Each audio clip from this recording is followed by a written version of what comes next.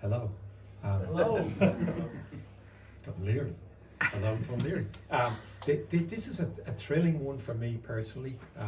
So Niall and myself, over the last couple of years, we've gone around the country just interviewing musicians we admired, people whose records we bought, whose tapes we taped, and you know, bands that we went to see. We've interviewed over 160 people now, and it's just to leave a legacy, an oral history of how things worked.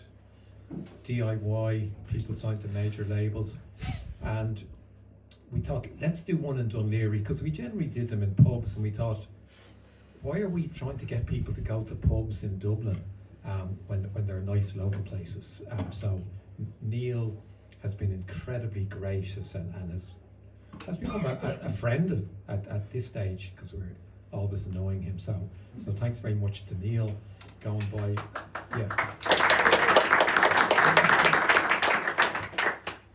yeah, but instead of clapping, maybe go up and buy a couple of ELO box sets or something. make it worth his while. But I don't know what any of you were doing 37 years ago today, but 37 years ago today, I went to see my friend Niall play a gig with his band, Not Our World, and Celtic Conviction. There was a lad from South Park in them, and the Lawnmowers, which was Seamus Heaney's son. Seamus probably had the better lyrics, but you know, the band were great. So most of my life has been spent going to gigs, and I was remembering one particular gig this afternoon, and it was when Niall brought a band over from LA called the Vandals. And Niall liked to show bands a really good time, you know, and show them what Ireland could offer. So we met them down at the car ferry, and we said, we'll get the bus into town. And, you know, this band from LA were thinking, a tour bus. And then the 46A pulled out the terrace, and we said, here's the bus. And, you know, we'll help you with your stuff. And I don't remember, I paid their fare. I thought, like, I'll invest in rock. So they played 2 gigs for Niall. The second one was in Sides. Was the first one in the Fox and Pheasant? The Earl Grattan. The Earl Grattan. And I got chatting to the drummer, really nice bloke, lovely guy. He just joined the band, and he was nice. And you know, they wanted to go to a bar in Dublin where there'd be a fight, and said, you know, we'd love, you know, if there's a punch up, and then, you know, what kind of bars where, you know, people punch each other and then they say, hey, you're all right, let's have a pint. I said, there's none of those in Dunleary. Like they wouldn't stop. So, you know, we'll go into town. But anyway, I was doing a bit of research for this today, and I thought, I wonder what happened to members of the Vandals. You know, and Niall brought them to Dublin and, you know, put them on in the only gay club in the city centre, and in a dodgy bar where you'd go and see ballads, the Earl Grattan. And I looked him up, and the next time he came to Ireland, he was in Guns N' Roses. And, you know, because on the bus, sometimes I think better on the bus, and I was thinking, I wonder if Josh from the Vandals ever like said to Axl Rose, I know what we can do to break Ireland. I know a guy who can get us a gig in the gay bar and in a trad place. We can do 2 gigs. And Axl Rose probably looked at him and thought, no, we'll probably go with MCD and do Slane instead. But going to gigs, my life, and there's 2 people who I really, really admire, and 2 people who really made a big impression on me in my gig going. And Trevor lived on the same road as me. Now, Clonkeene Drive wasn't South Central, and you know, it wasn't Paris, but there were a load of people there who loved music. And up past where you lived, there was a family called the Cremens. Opposite them, there were the Johnsons, and they were mad Virgin Prunes fans. So Clonkeene Drive probably had the biggest percentage of Virgin Prunes fans in per capita. But, you know, I remember I'd see you with your case, you know, with this keyboard case, and I was like, God, that lad, he must be serious about his music. And there was a time I remembered very well in the early 80s when I started going to gigs where Out of the Fae were as big as you could get as an Irish band. And we used to go out to Bray to see you, sometimes in the Mississippi Rooms, sometimes in Rock Hall. And I was doing a talk for Culture Night, and a lad came up and said, "Oh, you mentioned Out of the Fae, that's so great." Me and my mates lived in Portmarnock, and we used to go and see Out of the Fae in Bray, and we'd sleep on the beach because there was no way home. You'd missed the last bus. And they said, "We've never ever met a band who were so nice to us," because we were young fellas, they were a bit older, but they were always worried, were we safe? Did we, were we okay? So I love that 40 years later, he still remembered not just how great your music was, but how decent you were as people, and how nice you were to ordinary people like us. I could talk about the many times I saw you, but I've spoken too much already. So, like, Trevor, like, how did you get into music? What were you listening to growing up, and were you trained as a musician? Like a dog. I was born in England, in York, just outside of York, and my dad was in the RAF. So, but they're both from just up the road here in Dunleary, like Rosmean Gardens, Sandy Cove, my mother and father. So, so the first couple of years were there. Then we came back to Dunleary. But then, for most of my early life, up till I was 16, was in Belfast, actually, just off the Ormeau Road is where I grew up. And I suppose the things that were musically around me at the time, my dad was in the brass band, and both my mother and father were fairly religious and wanting to do the prod thing. So there was Bible class, Sunday school, and all this type of thing. So there's a lot of church music, brass band, marching music, military stuff, which you can, actually, as I was getting into teenage times, I wanted to sort of chuck it into whatever the nearest river, Lagan or whatever. But later on, it became, I could appreciate that all those sounds I was hearing. Like, I still love the sound of a brass band. It's still, it's a very emotional kind of sound when you hear it, especially playing old Victorian hymns. It's very moving. So, and then I was sent to piano lessons. I had a wonderfully named teacher called Harriet Officer, who was a lovely woman. She lived with either her one or two sisters, I'm not sure. So I'd go every week. She was not a kind of a whack on the knuckles teacher. She'd have to kind of scribble notes to say how good or bad, but she never ever wrote anything bad about me, which is amazing, because sometimes I wouldn't practice at all. But that was scales and all that type of stuff. And I mean, I was playing Mozart. I got up to grade 7 eventually, so I didn't get to grade 8 or complete the diploma. And then in the 68, 69, I had the radio Luxembourg under the pillow, or Caroline, whatever, and was beginning to, things like the Small Faces and the Beatles and Jimi Hendrix were filtering into my ear, into my brain. So I can remember bringing along sheet music. She didn't operate without sheet music. So I can remember bringing along, for instance, Lazy Sunday, Small Faces, the sheet music, wouldn't it be nice?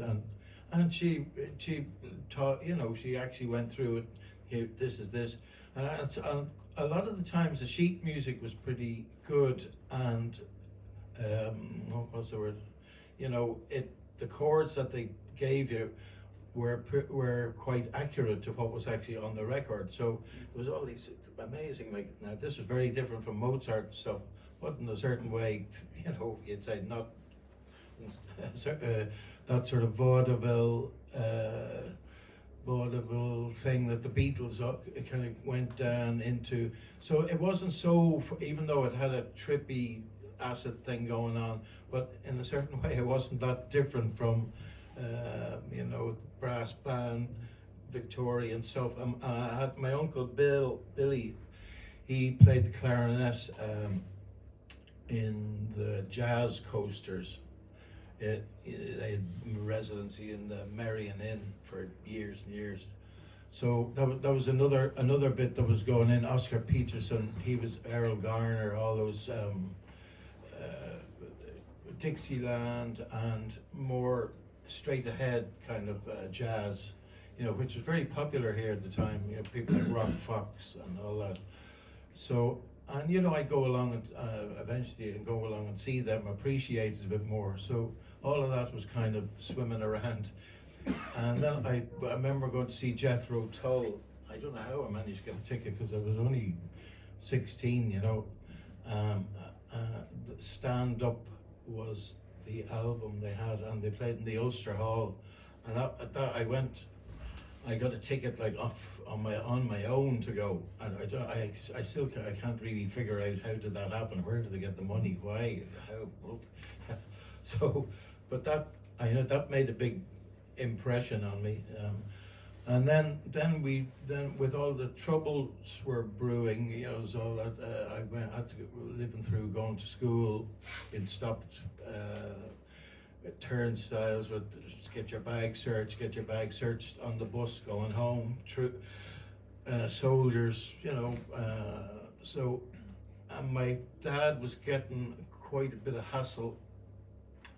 He didn't really say anything. He lost his job, and then.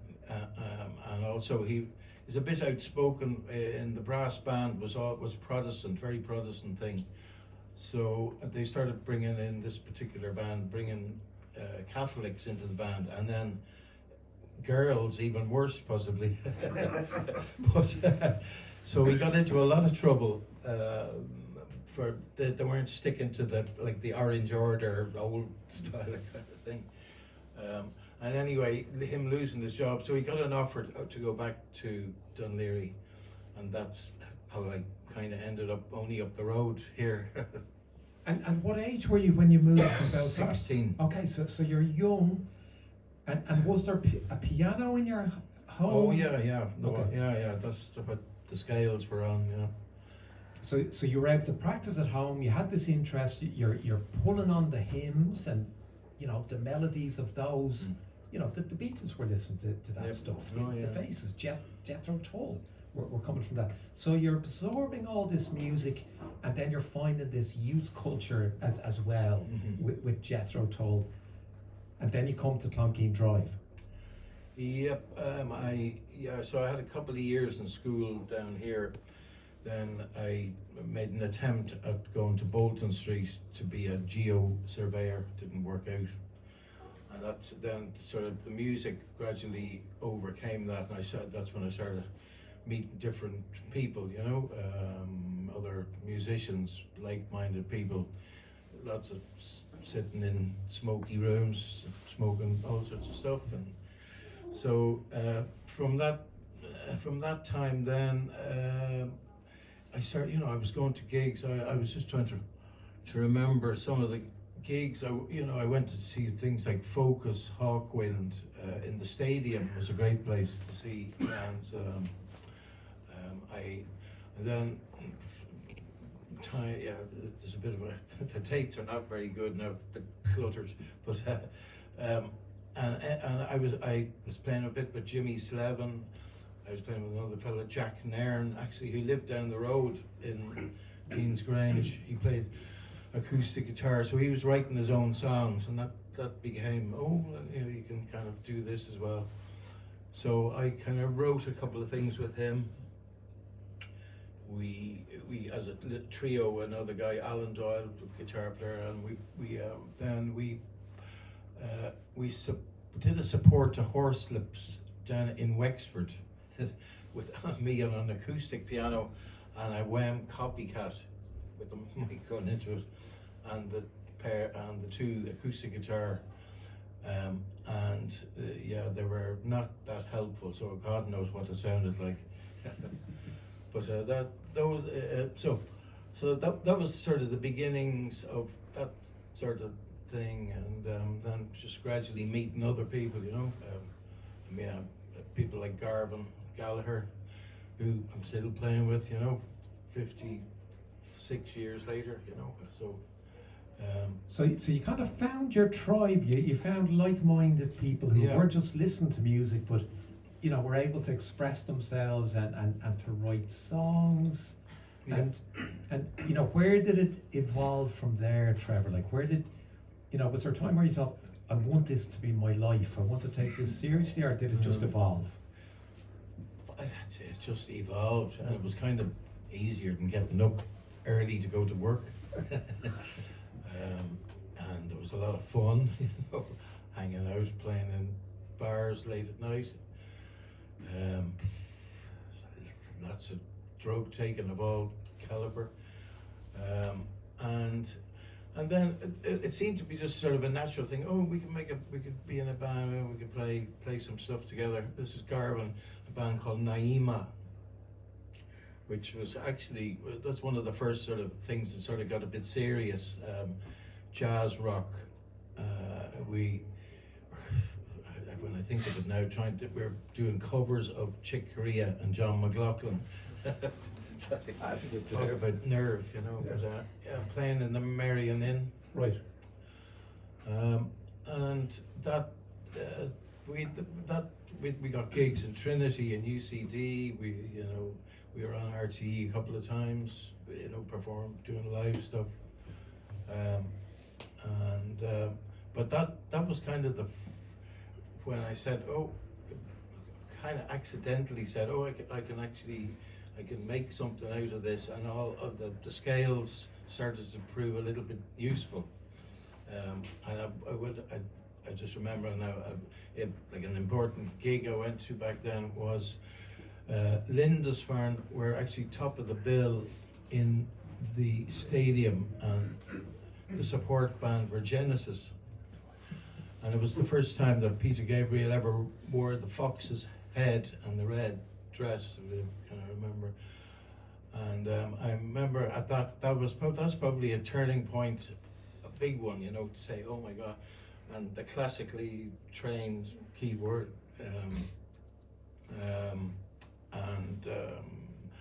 and also the theatrical element, which I was just, even though I no theatre background at all, you know, but that I was sort of taken by this, you know. There's a fox with playing the flute and a bass drum at the front of the band. I said, this sounds like something I could get into. So you're going to see the bands, you're getting inspired by contemporary music, but you've got this background of, you know, being a serious, you know, kind of scholar of playing the piano. And I don't go that far now. Well, no, you could play. You could absolutely play. And there was that kind of jazz, but progressive jazz scene in Dublin with Supply, Demand and Curve and other bands. And then Horseflips had proven that you can be a young band and you can make Ireland, you know, into a place where you can play a lot to large crowds. Mm-hmm. And then you open for them, and then where you see the Fox in the National Stadium. Mm-hmm. And theatre, because to me, Out of the Fay, one of the things about them, we never knew what we were going to see, because there was always something going on visually. So that to me is an intriguing part of your story and what you brought to Irish rock. So you're doing the jazz thing, you're having fun, you're going to gigs, and then where's your next move? So Naima kind of fizzled out, and then there was another band with probably the worst name in Irish rock or any history called No Bucket. We were waiting for that. Yeah, that's up there with Mangled Ferret. That is no point. I think Mangled Ferret would be better. Anyway, so and we were playing. It was the same sort of thing, jazz rock, a bit more towards soft machine, that end of things, and always writing my own stuff in the midst of this. And then the guitar player, the bass player, not sure which, got an offer to go to Holland. There was some gigs there that we could do in university kind of places and little clubs. So literally just put the stuff. I took the long route via London to Harwich to the Hook of Holland with a 4x12 H&H, a Fender Rhodes synthesizer. I said, no wonder my back is fucked now, But and the other guys had gone over first, and then I went over. Then we had quite a few gigs playing all over Holland, and then we had a place to stay, going to see things over there. Saw Peter Gabriel again there, actually, his first solo tour. Sort of after the flood, around that sort of era, and but then we, so that band didn't. It might have lasted for a year, and then suddenly you couldn't get any work there. I hadn't really met any out Dutch people to start playing with, talking to. But so then I ended up working in the factories there for a while, just to have a few quid, and then the drummer who owned a bar that we kind of knew, he suddenly said, our keyboard player's gone back to America. So I got a gig with these guys, and that sort of became the first Auto da Fe. And I'd met Gay briefly in Ireland and done a demo with Terry and Gay Woods prior to this, so we looked at each other across the table, and her marriage wasn't going great at that particular time, but it took a long time before then suddenly she said, I'm actually coming to Holland. This is by letter and by phone and stuff, back in the old days. So, oh geez, right. So anyway, so she came over and very quickly became the singer in the band. And then we got quite a few gigs. We came back and did a couple of tours. This is kind of scooting through history quick. There was kind of very tiny guarantees. I don't know how we did it at all. I mean, I remember that we were playing in Lahinch, and we stayed in tents. Right, we didn't realise we were very close to the Cliffs of Moher, but it was like the back of the van or a tent, so there wasn't even enough money for a B&B, so it was very crude. And then we did that tour. Then we went back to Holland. Then we came back again. This time we actually didn't bring a band with us, but that's when I met Robbie Brennan. And I actually met him in the supermarket just up the road here in the shopping centre. And just, what are you doing? And he was, I think, just ending his time there. And he knew Mark from the Radiators. And he said, there's a bass player and I don't think he's doing anything. Why not? And so it sort of very accidentally fell. And then we had a few songs. We were still kind of in between, where we punks, where we new wave, where we this, where we that. We didn't know what we were, so it was a little, which made it without, when you're not getting going, it's like you need a one identity for a record company. When you're flipping between different styles, they just find it impossible. Well, back then anyway. I'm sure it's probably the same now. Oh, absolutely. And you kind of were pushing the genres. So just rewind a second. So with Gay and Terry Woods, were you playing piano or keyboards on that recording? Yeah. Okay. And you know, for any of the scholars out there, Gay and Terry Woods were some of the most important musicians that Ireland ever produced. And at their time, they were outstanding and really important. Terry then went on to be in the Pogues. They were a folk band that really pushed the envelope. So, punk. Did punk make it? Did you like any of the punk songs? Yeah. Okay. Oh, absolutely. And funnily, when I was in Holland, it was the things like Crass and Poison Girls, and that end of punk. You know, Crass, the famous cry, "The name is Crass, not Clash." You know, so it was kind of much more political and not very interested in the charts, let's say, or how you looked. I mean, they had long hair people, and you know, Crass, for instance, you know, in the band. So but they were much more of a political band. But Poison Girls, for some reason, used to tour in Holland quite a bit. You know, along with it, they would arrive with about 40 TV sets with, you know, miners' strike and all of that kind of thing was going on. Very anti-monarchy and all that sort of. So that again was all very theatrical. So, okay, myself loved that. Then, you know, Susie and the Banshees, Echo and the Bunnymen.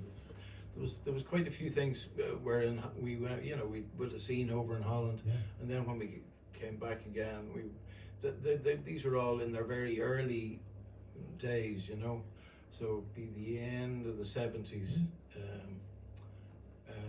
Yeah, I think the Sex Pistols actually played in Arnhem, and I remember going to it, but I think the gig was called off, and there was just a big mash of people outside the place, and nothing happened. You know, oh no, they were on our radar, absolutely, and I loved the energy of it.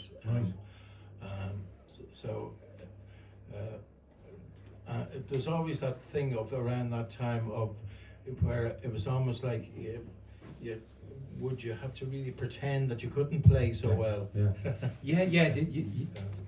The barriers were erected, and you know, you had to fit in. But you know, also you would have been a sensational punk band. You know, more like the Poison Girls. You know, that anarcho end of things. And you know, I saw a poster on the internet where you played with John Cooper Clarke in the Paradiso in Amsterdam. He's a wonderful man, terrific. We did this tour of 4 or 5 gigs, and he in Holland, and he was top of the bill. You know, he was much more well known than we were, but he's very generous. You know, he just said, we swapped it around. He said, look, this is ridiculous, a poet going on last. He said, you should be going on last. He said, then they want to dance after they've heard me, you know. So we got on very well with him, you know. Terrific man. How decent it then. So you do those shoestring budget gigs, you know, where you have to sleep in the tent or the van, there's no money. But then your profile, you know, with November, with the singles coming out, you know, you became quite a well-known band. Like, did you have a manager, or were you doing all that yourselves, or? Pretty much ourselves, yeah. We had a guy, Kevin Dunn, actually, I don't know that name. He was a photographer, so he did all our shots at the time, so we got good photographs, but he was kind of like a manager without a phone. Yeah. You know, so you had to ring, and it was a coin box down the road or something, I don't know. Anyway,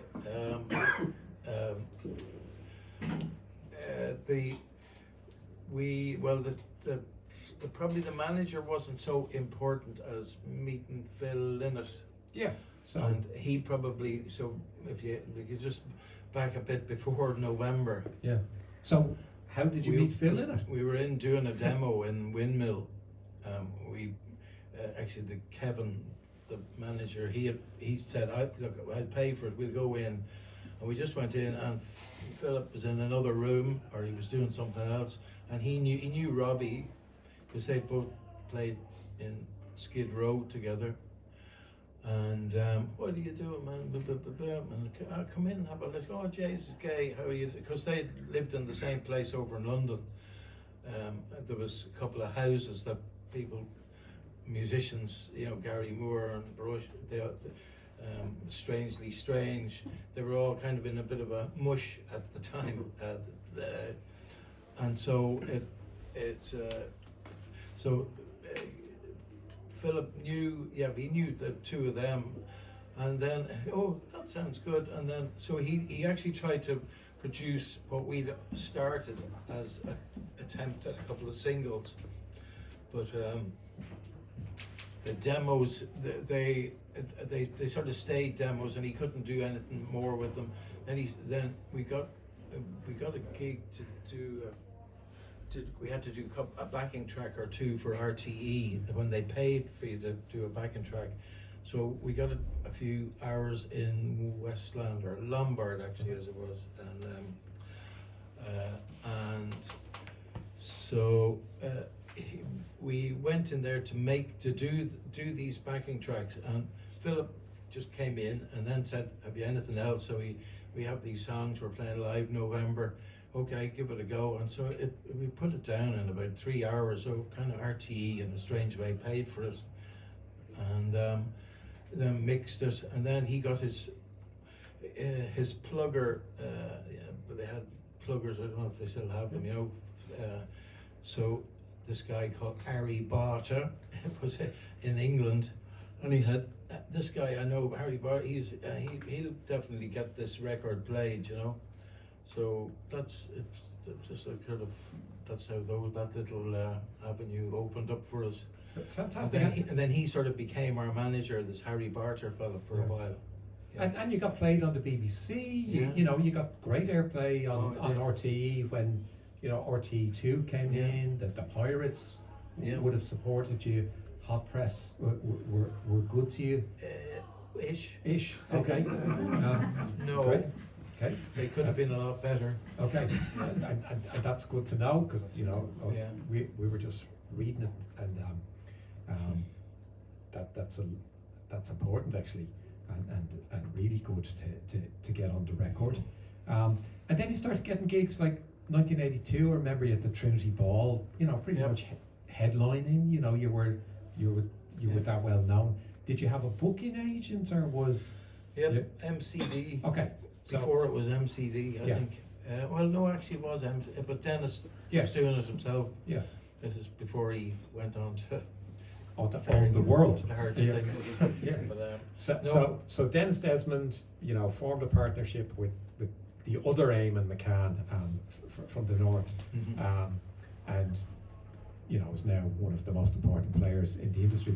But he found bands as he was building his business. He was bringing bands over from England, but he was also looking after bands like looking out for bands like you and Blue in Heaven and Mary Coughlin. I know he got involved with that as a manager, but he helped you find some gigs. No, he was good. Dennis was really great back in those days. You go down and sometimes you say there's a guarantee, and they'd look, what guarantee? He said, this guarantee that you signed your name on, that's not my signature, But he often waived the cut, as the agent. Yeah.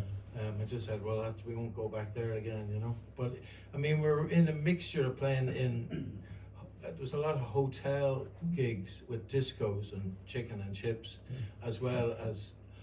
There wasn't so many regular gigs. Sir Henry's, of course, and the Warwick and Galway, places like that.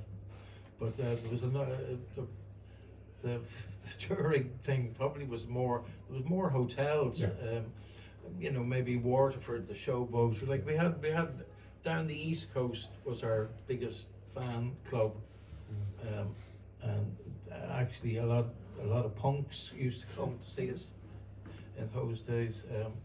So along with when a bar, because it was open late, had a outfit with a pipe with a guy with a mohican sitting beside him, So they're probably both still there. And it looked like you could be the band. It looked like you could be an export, that you could find an audience, but it never quite took off for you. No. Did you play enough in England, or we probably didn't. That was probably just the lack of manager. That fella, he didn't last too much longer. I mean, we put out 5-6 singles, which all got pretty good airplay in England and Ireland, but we were getting good crowds and all here. We did universities in England. We never went to America, and we actually never went back to Holland. But strangely enough, that just didn't work out. And then my daughter, our daughter Lillian, was born in 1986. So that I won't say upset the plans a bit, but it changed the course of it. So suddenly I was doing more sessions and stuff like that, but from the early success we were out. We supported Philip on his solo tour. Robbie and me were in his band as well. So there was a lot of exposure, and RTE were making videos about us and all the rest of it. But it's just that a few bits of luck. People say, always say, why did they never? But there is a lot of luck, and maybe a sort of another killer business streak that we possibly hadn't got either. To say where you need to be more ruthless maybe than we were. Yeah, as you said, there's so much luck involved, but you left one hell of a legacy. Now, particularly in singles, those early 80s singles are a real testament to, that really, really strange moment where punk was important, the new romantics were important, synth pop was really important, and metal was having a resurgence. Obviously, Phil was beyond an icon. He was someone really, deeply, he meant so much to Ireland, and you were in between. Like, you appealed to all of those people without belonging to one of those tribes. And then you went on to have, I remember going to the Project Art Centre to see you play and thinking, God, the soundtrack, this is fantastic. Like, the music was great, and there in the programme, you had done it. So you continued on, and maybe we'll do another chat to get kind of your adventures after all of the Fae. But this has been brilliant, to get a bit of your story. But also, if there's awards for the chats, you're getting an award for the best impersonation of Phil Lynott and Crass. Which is not expected. You did both of them perfectly. So thanks a million. Give it up for Trevor Knight.